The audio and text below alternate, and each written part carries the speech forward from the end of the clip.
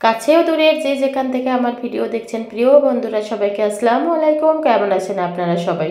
তো বরাবরের মতো আবারও চলে আসলাম নতুন একটি ইউনিক রেসিপি আপনাদের সাথে শেয়ার করার জন্য। আজকের রেসিপি হচ্ছে আমার রাজদুলালি পিঠা। এটাই আমি তৈরি করে আপনাদের সাথে শেয়ার করব। তো রাজদুলালি পিঠা এতটাই লোভনীয়, এতটা চমৎকার, দেখতেও চমৎকার, খেতেও কিন্তু লোভনীয়। অবশ্যই অবশ্যই আমার সাথে থাকবেন, আজকে পাশে থাকবেন। তো প্রথম থেকে শেষ পর্যন্ত আমার ভিডিওটি দেখার অনুরোধ রইল। এখানে কিন্তু আমি চাল ভালোভাবে 10 মিনিটের মতো ভিজিয়ে রেখেছিলাম। এখন এটা ভালোভাবে ধুয়ে পরিষ্কার করে এটা একটা ঝাঁপির সাহায্যে রেখে দিব। তো প্রিয় বন্ধুরা, আমি এখানে 1 কেজি চাল ভালোভাবে ভিজিয়ে নিয়েছিলাম। একটা ঝাঁপিতে চালগুলো ভালোভাবে এখন পানিটা সেকে রেখে দিব 10 মিনিট। তারপরে যখন হালকা হালকা একটু শুকিয়ে যাবে তখন এটা আমি একটা ব্লেন্ডারের সাহায্যে গুঁড়ো করে নিব চালগুলো। আর আমি পুরোটাই আতপ চাল থেকে কিন্তু এই রাজদুলালি পিঠাটা তৈরি করে নেব। তো প্রিয় বন্ধুরা, অবশ্যই অবশ্যই আমার সাথে থাকবেন, পাশে থাকবেন। রাজদুলালি পিঠা যারাই না খেয়েছেন একদিন হলেও বাসায় ট্রাই করেন, আমাকে কমেন্টে জানান যে পিঠাগুলো দেখতে কেমন হয়েছে, খেতে কতটা লোভনীয় হয়েছে। দেখেন আমি একটা ব্লেন্ডার নিয়ে নিলাম। এখন এই ব্লেন্ডারের সাহায্যে সব চালগুলো গুঁড়ো করে নিব। তো আপনারা অবশ্যই অবশ্যই প্রথম থেকে শেষ পর্যন্ত আমার সাথে থাকবেন। তো দেখেন আমি চালটা গুঁড়ো করা হয়ে গেল। এখন এটা আমি ভালোভাবে একটা বড় একটা বাটিতে চালগুলো নামিয়ে নেব। দেখেন আমার চালের গুঁড়োগুলো ভালোভাবে হয়ে গেল প্রিয় বন্ধুরা। তো এটা এখন ভালোভাবে আমি পানিতে দিয়ে ভালোভাবে সেদ্ধ করে নেব। এজন্য এই রাজদুলালি পিঠা তৈরি করার জন্য যে যে উপকরণ প্রয়োজন হয় সেগুলো আমি নিয়ে নিলাম। এখানে নারকেল কোরানো, তারপরে তিল আছে, তারপরে এখানে আছে গুড়। দেখেন আমি গুঁড়োগুলো ভালোভাবে একটা চামচের সাহায্যে ভালোভাবে দেখিয়ে দিলাম। এখানে আছে তিল, দেখেন সাদা তিলগুলো। আর এখানে আছে গুড়, আছে আখের গুড়, আর এখানে আছে নারকেল কোরানো।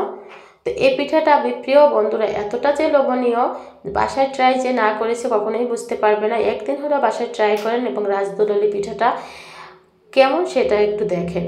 তো প্রথমে আমি প্যান বসিয়ে দিলাম। এখানে আমি যে খাজাটা তৈরি করে নিব, তিলটা খাজা তৈরি করে নেব তিলের সাহায্যে। তো তিলটা ভালোভাবে একটু প্যানে ভেজে নিচ্ছি।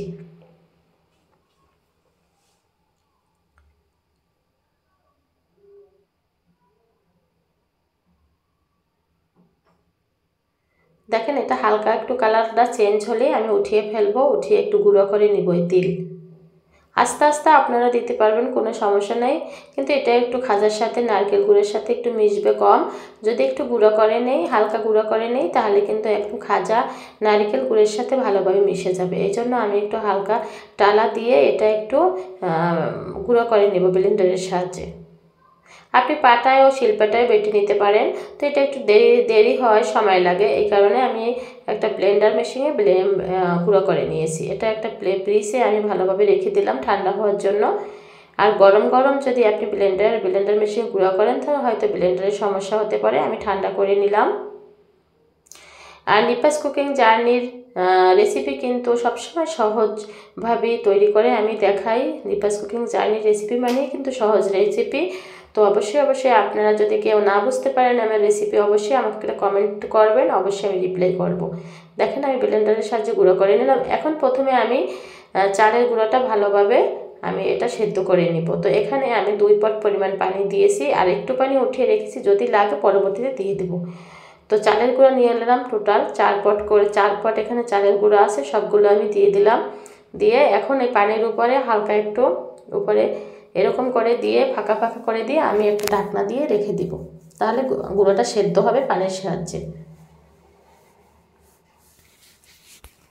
তো আমি একটা এখানে সরা দিয়ে দিলাম, ঢাকনা দিয়ে দিলাম। ঢাকনা উঠিয়ে এখন পানির সাথে চাল গুঁড়োটা ভালোভাবে মাখিয়ে নিব।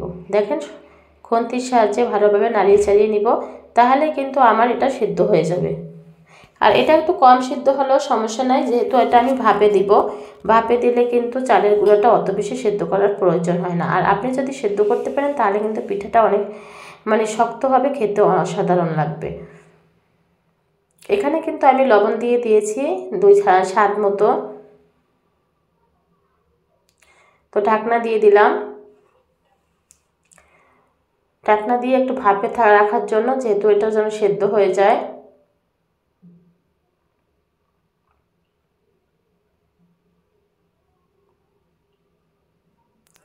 তো এটা আমার সেদ্ধ হয়ে গেল। এখন এটা ঠান্ডা করব। ঠান্ডা করতে দিয়ে আমি খাজাটা তৈরি করে নেব প্রিয় বন্ধুরা। তো আমার হয়ে গেল।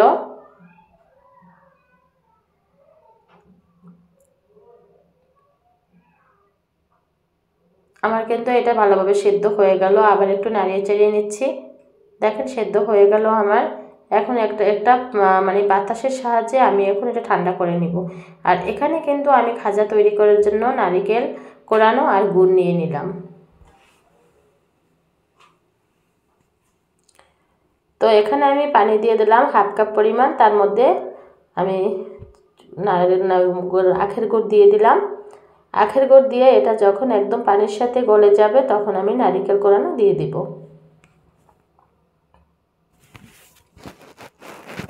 আমার যে এতটা বেশি ভালো লেগেছে এই রাজদুলালি পিঠাটা, যে এতটা লোভনীয়, বন্ধুরা না খেলে বুঝতেই পারবেন না। এখানে আমি ঝাল, এলাচ, দারচিনি, তেজপাতা দিয়ে দিলাম সুঘ্রাণের জন্য। আর যারা যারা আমাকে সাপোর্ট করেছেন আমার ভিডিও দেখে, তাদেরকে অসংখ্য ধন্যবাদ। যারা আমার পাশে আছেন আর এখনও যারা আমাকে সাপোর্ট করেনি, প্লিজ আমার ভিডিওটি দেখে একটি সাবস্ক্রাইব করেন, পাশে থাকেন। তো আমি নারিকেল কোরানো দিয়ে দিলাম। এটা ভালোভাবে এই পানির সাথে সেদ্ধ করে নিব। আর যখনই একদম আঠালো ভাব হয়ে যাবে তখন আমি এটা উঠিয়ে ফেলব। আঠালো হয়ে গেলেই আমি এটা উঠিয়ে ফেলব। আর এখন এর মধ্যে আমি যে তিল ভেজে গুঁড়ো করে নিয়েছি সেটা এখন আমি এর মধ্যে দিয়ে দেব।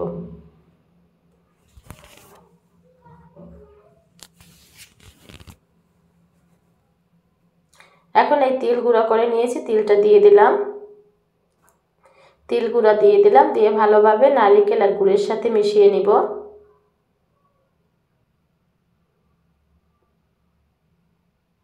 একটা খুন্তির সাহায্যে ভালোভাবে নাড়িয়ে চাড়িয়ে একদম আঠালো ভাব হয়ে গেছে।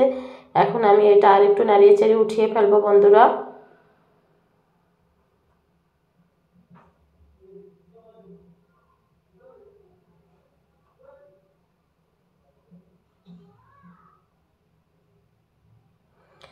আঠালো ভাবটা হয়ে আসছে।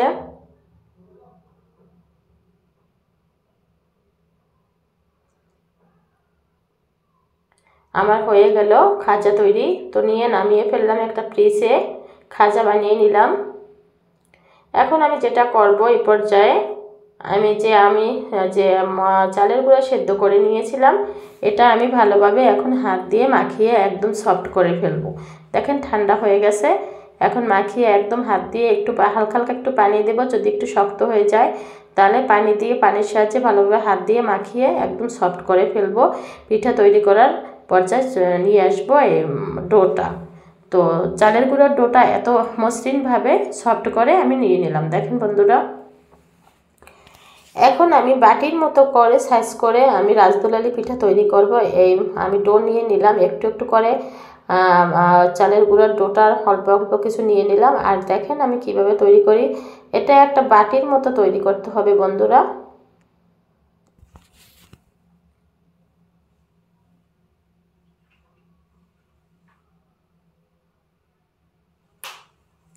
দেখেন কীরকম তৈরি করেছি, একটা বাটির মতো তৈরি করে নিলাম। আমরা যেরকম ছোটোবেলা রান্না করতাম, ছোট ছোট বাটি তৈরি করে সেরকম তৈরি করে নিলাম। মাটি দিয়ে যেরকম বাটি তৈরি করতাম সেরকম তৈরি করে নিয়েছি। এর মধ্যে আমি খাজা দিয়ে দিলাম আর ভালোভাবে খাজা দিয়ে দিলাম। আর আমি এর উপরে কিছু কাঠবাদাম ছোট ছোট টুকরো টুকরো করে নিয়েছি, কাঠবাদাম উপর থেকে দিয়ে দিব স্বাদ বাড়ানোর জন্য। তো দেখেন প্রত্যেকটা আমি তৈরি করে আপনাদের সাথে শেয়ার করতেছি। দেখেন বাটির আকারে তৈরি করে নিচ্ছি। দেখতেই পাচ্ছেন কিভাবে তৈরি করছি। এটা বানানো খুবই সহজ, বাচ্চারাও এরকম বানাতে পারে বাটির আকারের পিঠা রাজদুলালি।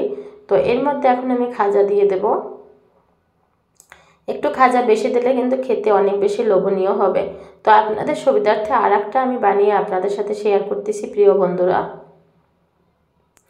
এটা কিন্তু ছোট বড় সবাই তৈরি করতে পারে, খুব অল্প সহজে কম উপকরণে এই পিঠাটা তৈরি করা যায় এবং কম ঝামেলা ছাড়াই। অনেক বেশি পিঠা তৈরি করতে কিন্তু অনেক ঝামেলা, অনেক কষ্ট হয়। তো এই রাজদোলালি পিঠাটা তৈরি করতে কিন্তু তেমন একটা কষ্টই হয় না, খুব কম সময়ের মধ্যেই পিঠাটা তৈরি করা যায়।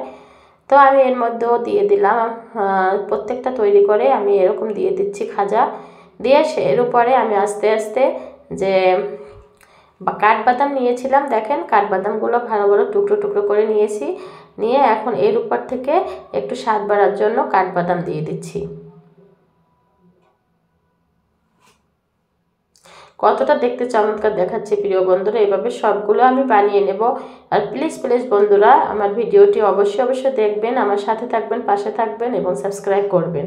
দেখেন আমার পিঠাগুলো দেখতে কতটা সুন্দর দেখাচ্ছে আর কতটা লোভনীয়, আর খেতে যে এতটা চমৎকার হয়েছে প্রিয় বন্ধুরা, একদিন বাসায় ট্রাই না করলে কখনো বুঝতেই পারবেন না যে রাজদোলালি পিঠাটা যে এতটা চমৎকার খেতে। হ্যাঁ, তো এখন আমি এটা ভাপে সেদ্ধ করে নিব। একটা ঝাঁঝরি নিয়ে নিলাম, রাইস কুকারে সেদ্ধ করে নিব। তো ঝাঁঝরির উপরে আমি একটু তেল দিয়ে একটা ব্রাশের সাহায্যে ভালোভাবে চতুর্দিকে আমি তেলটা দিয়ে দিচ্ছি ব্রাশের সাহায্যে। তো দেওয়া হয়ে গেল তেলটা। এখন আমি পিঠাগুলো চতুর্পাশ দিয়ে চারদিক থেকে ঘুরিয়ে দিব। আর তেলটা দেওয়ার কারণ হচ্ছে নিচ থেকে লেগে না যায়, তাহলে কিন্তু একটা পিঠাও নিচ থেকে লেগে যাবে না। তো দিয়ে দিচ্ছি পিঠাগুলো চতুর্দিকে ঘুরিয়ে দিয়ে দিচ্ছি। আর অলরেডি কিন্তু রাইস কুকারে আমি পানি দিয়ে দিলাম, পানিটা ফুটতিছে।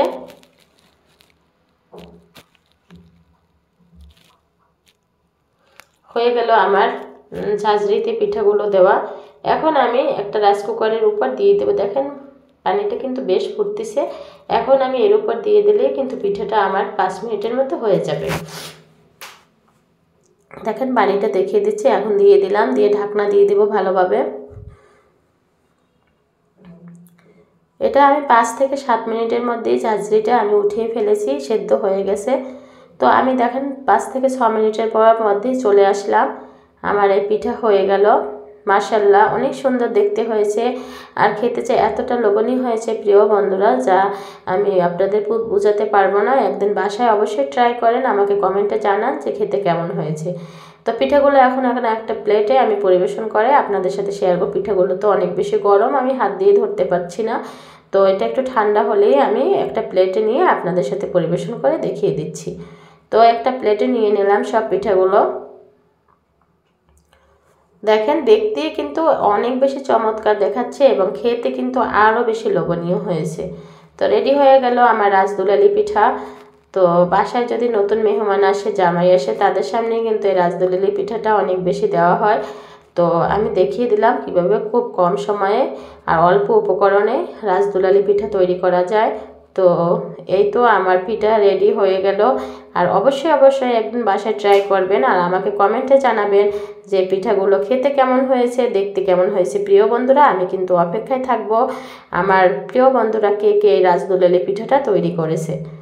তো দেখিয়ে দিলাম আমার পিঠা তৈরি রাজদোলালি। আর আমার জন্য দোয়া করবেন, এরকম আমি নতুন নতুন ভিডিও যেন আপনাদের সাথে শেয়ার করতে পারি। আর প্রিয় বন্ধুরা আমার একটাই অনুরোধ, প্রথম থেকে শেষ পর্যন্ত আমার ভিডিওটি দেখার অনুরোধ রইল, সবসময় আমার সাথে থাকার অনুরোধ রইল। আমিও চেষ্টা করি আমার বন্ধুদের পাশে থাকার, সাথে থাকার। তো সবাই আমাকে দোয়া করবেন, সুস্থ থাকবেন, আপনারাও শুভকামনা। আল্লাহ হাফেজ।